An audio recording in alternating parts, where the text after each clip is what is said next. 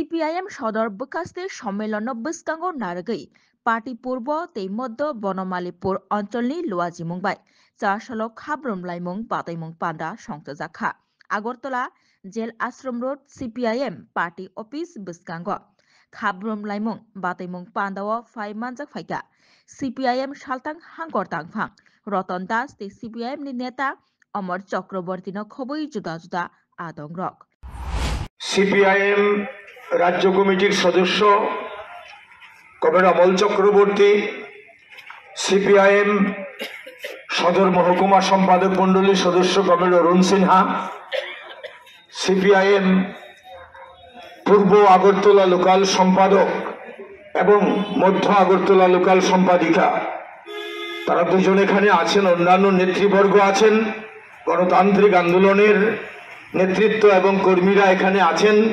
সমবেত বন্ধুগণ, কোচেস এবং প্লেয়ার্স যারা আজকে এই সুন্দর ক্রস কান্ট্রি প্রতিযোগিতায় অংশ নিয়েছেন, আপনাদের সবাইকে আমি অভিনন্দন জানাচ্ছি।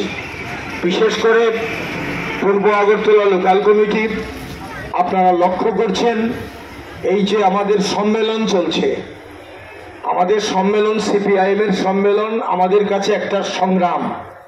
আমরা শাখা থেকে লোকাল, মহকুমা, জেলা, রাজ্য এবং কেন্দ্রীয় পার্টি কংগ্রেস, যেটা এপ্রিল মাসের 2 থেকে 6 তারিখ পর্যন্ত হবে, তারা যদিও সদর মহকুমা সম্মেলনকে সামনে রেখে বলেছেন, কিন্তু আমি ধরে নিচ্ছি গোটা সিপিআইএম সম্মেলন যে পর্ব, এই সম্মেলন পর্বটাকে তারা ধরে এই প্রতিযোগিতা তারা করেছেন এবং পার্টিকুলারলি সদর মহকুমা সম্মেলনকে উল্লেখ করেছেন তারা।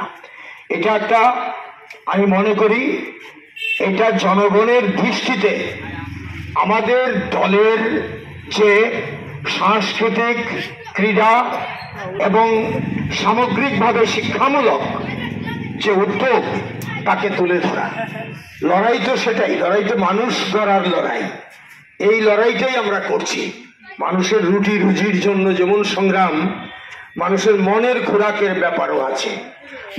যুবদের, ছাত্রদের যে দৈহিক ডেভেলপমেন্ট, গ্রোথ, এর ব্যাপারও আছে।